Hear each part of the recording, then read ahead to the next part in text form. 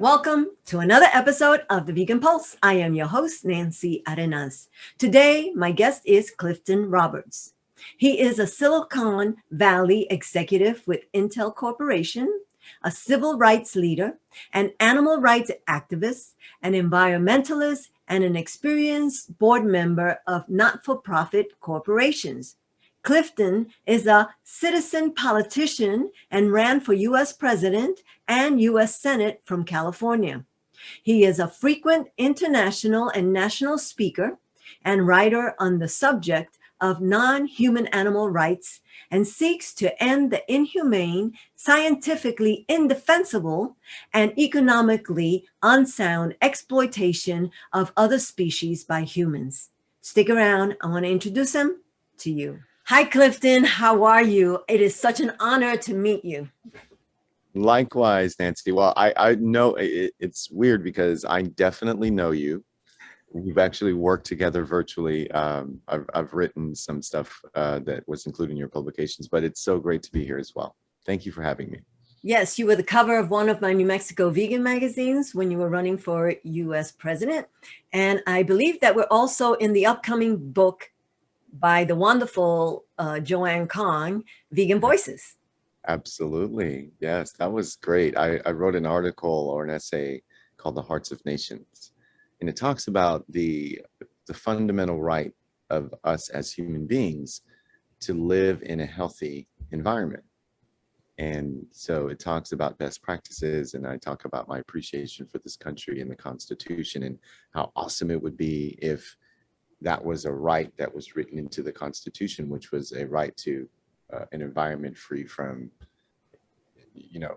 the trees being cut down and animals being tortured and murdered, and that leading to greenhouse gas and all this stuff. So it was great. And it was good to see that you're in it, and just so many other heroes that we admire also in that book. So yeah, hats off to Joanne Kong. Yes. And I would like to ask you, how did you come to veganism? Yeah, it's a great question. So I grew up, my mother's Korean, my father is Black, and, all over the place, military. I had exposure to a lot of good food. So the practice for me was my mother always making tofu. In Korean, it's called dubu, but tofu and kimchi and rice and, things like that. And Koreans are very famous for, as a side dish, all of these vegetables, soybean sprouts, which we call kognamul in Korean, right? But I always was diagnosed by humans who read a lot of other books that were called medical practitioners with this thing called asthma. And, the few times that I can recall being taken in an ambulance, almost dying, it was an asthma attack.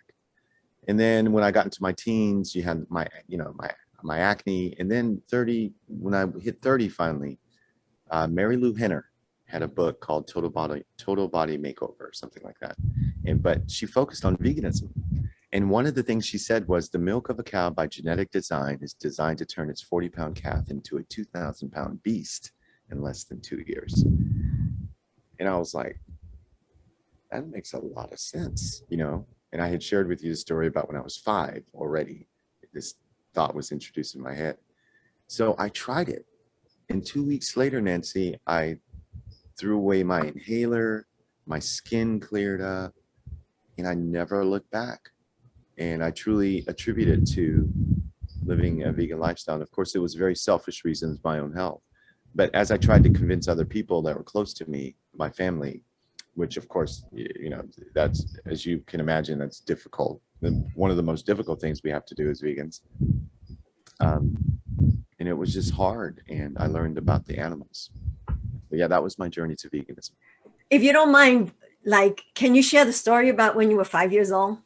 Yes, absolutely. My mother used to make a very delicious Korean dish called bulgogi, and it was made out of beef. And I asked her at 5, and it's very vivid, Mommy, what's this made out of?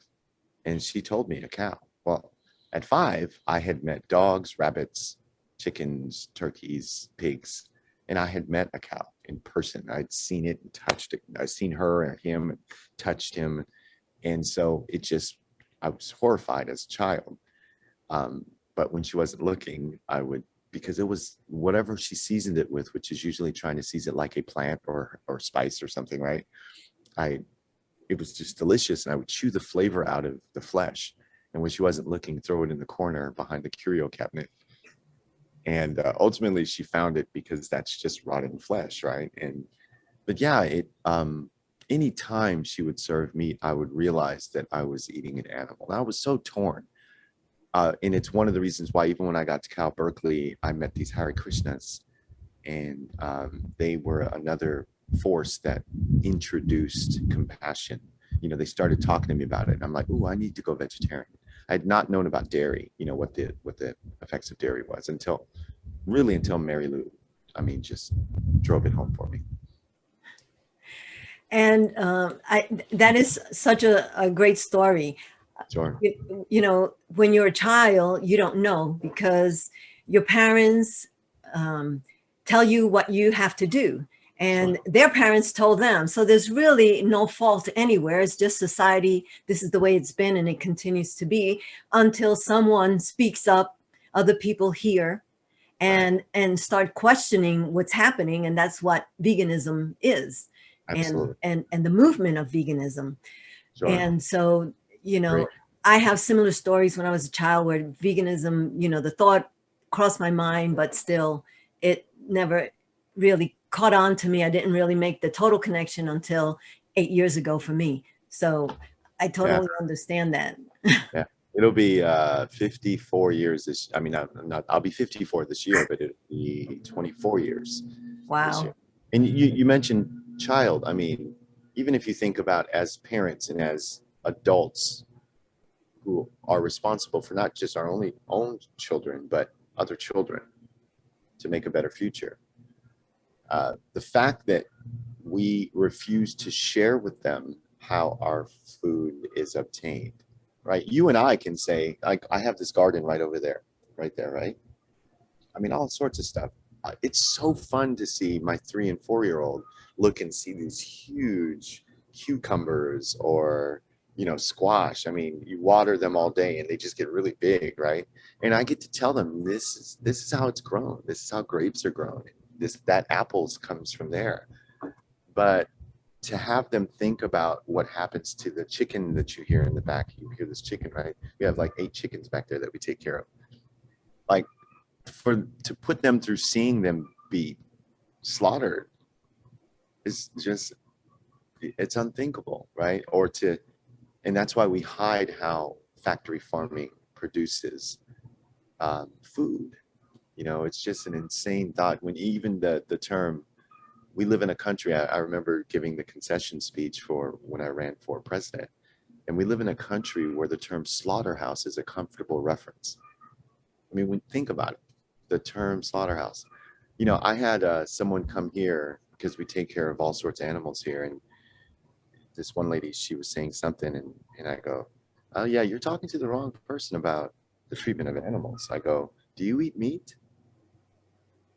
You know, and she, because she claimed to be this animal person, and she loved dogs and she loved cats. And, do you eat meat? Well, you have some work to do.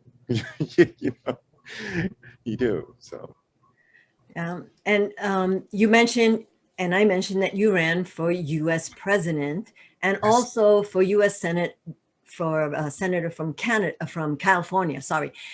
And I've been trying to introduce more people to the fact that we need to go a step further. sure, It's not just about eating vegan and advocating for veganism. Now we have to get people into politics, and whether local, state, national, that have the same views as we do yep, and can help further veganism in the places that we need yeah, this concept to start growing, because yes. this is where the laws are made, regulations are made. What are your thoughts? Yeah, I wish I could probably spend an hour with you on this, Nancy, but it's no secret that the most profound social justice wins of our time took place in politics. The abolition of human slavery, women's right to vote, and civil rights all became law due to political pressures. So, to your point, I encourage any vegan to step outside of their comfort zone And, you know, whether it's volunteering to help grow political parties or actually running for office, governorship, state legislators, city council. You mentioned you have a friend running for city council. You know, I ran for U.S. Senate, and people tell me, why are you starting? Why did you run for president? Why not mayor? Well, who's to say I'm not going to run for mayor? But running for president gave me a tremendous amount of experience about how it is to run at the federal level. It gave me a tremendous amount of exposure. I mean, I would not have met you had I not run for president, right? Right. So go out of your comfort zone. Try to grab your dreams. Try to chase your dreams, and more importantly, be unselfish and think about the people that, you know. People say animals are voiceless. They're not. They have voices. We just choose to ignore them. Exactly. And this is, I think that vegans are in a civil war right now, kind of, except that instead of trying to save and stop the exploitations of humans, we are doing so in the case of animals. Although I still say that veganism is a social justice movement because it does affect not only the animals, it affects the planet, it affects people. Yeah, yeah. You know, it's interesting you said it's a civil war because there was an article that I wrote for Veg News magazine. I'll send it to you, but I talk about the Civil War and this quote from James McPherson, where he writes, "The Civil War started because of the uncompromising differences between the free and slave states over the power of government to prohibit slavery." And that's what the Humane Party is all about. Is, you know, we've spoke to the hearts of people, we've spoke to the logic of people, and it still doesn't work, and no one wants to get it because of culture, habit, and tradition. And so we are proposing to introduce laws. And in some cases, it's going to get, when you try to talk about food, quote unquote, people are going to be very defensive.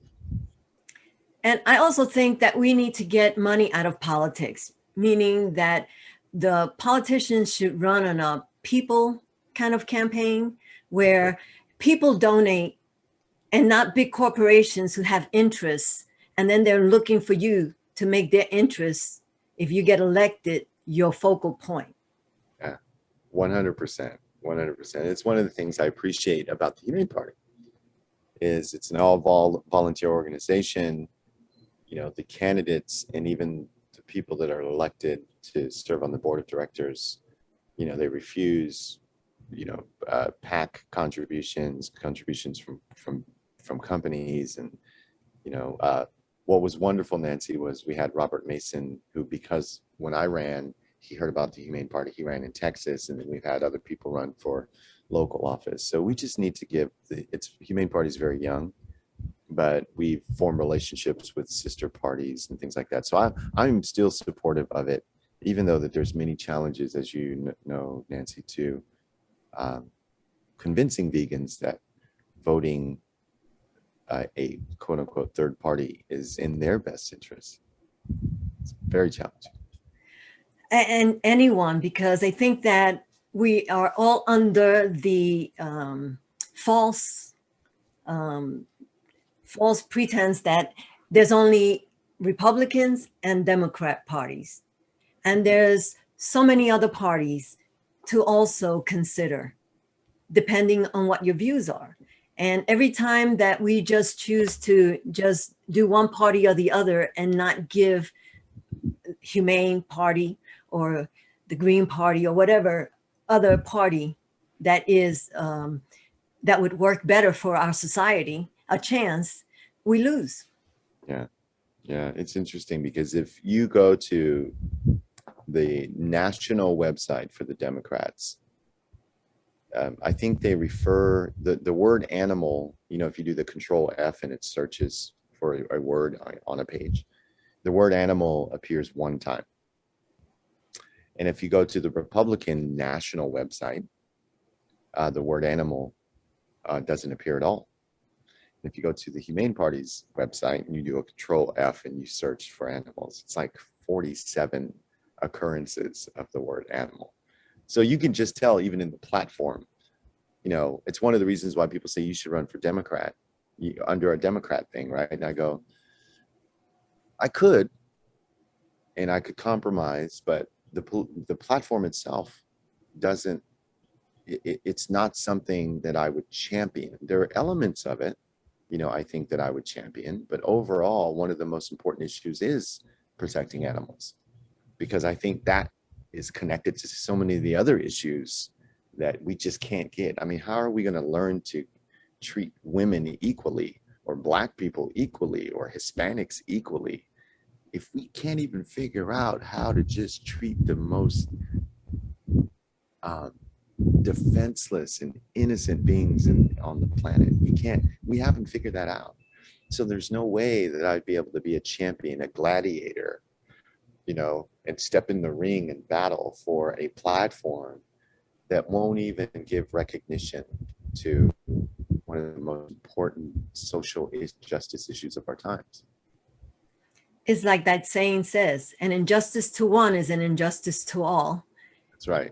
And we are so all interconnected. I mean, look at the people who don't want to believe in climate change, and then look at the news. Every day I look for this, and it's floods, hurricanes, tornadoes, you know, all this kind of earthquakes that affect people, that displace people. I mean, that's why I say that veganism is a social justice movement rather than just a diet. Yeah, I 100% agree with you. It's interesting because I've lived in California since 1984. I moved from Okinawa to come and live with my father so that I would be here. And when I first got here, it was not as overall, it was not as hot as it is now. Like, I live in Sacramento area, and we're seeing temperatures in the 114-degree range. And when I first moved to California, you know, at 16, it was never that hot. And think about it. I mean, if in 30 something years or 40 years, it's got this hot, you know, it would probably be 105, maybe at the hottest, right? But 114, so you have 10-degree rise in just my personal experience. You know, I'm not a scientist, but I'm a very logical person. And if that happens over the next 200 to 500 years, what's going to happen to my great grandchildren, your great grandchildren? So I know, I have a grandson, and I worry about the life that he's going to have to live in, or you know, the life that he's going to have, because the planet is changing and people are not caring about what is actually happening because they're too selfish. I mean, you know, because they think that, oh, this is my right. However, they forget that they're, you know, a right should be where you don't impose danger or suffering or torturing to someone else. that's right. Otherwise, you know, it shouldn't be. That's right. I 100% agree. Yeah. And we have to start talking to people at their level. Like, you know, some of the people that I've been able to help convert to even consider being a vegan or plant-based, is, you know, I tell them, like, that what you're eating is of the same makeup as your own bicep. My acronym for MEAT, MEAT, is muscle and epinephrine of animal tissue, MEAT. Because that's what you're eating, is the muscle of a being that was frightened beyond anything it could have imagined. And all of these, you know, hormones, adrenaline, epinephrine was injected into its body so that it could try to run. And there's no amount of cleansing of that flesh that we can do as human beings to prepare. You are ingesting not only the death and torture and mutilation of a being, mother, a father, a sister, or a brother, but it is of the same type of makeup that makes us move, you know? And Cannibalism. yeah, and it's just like, it has all these hormones just filled with fear.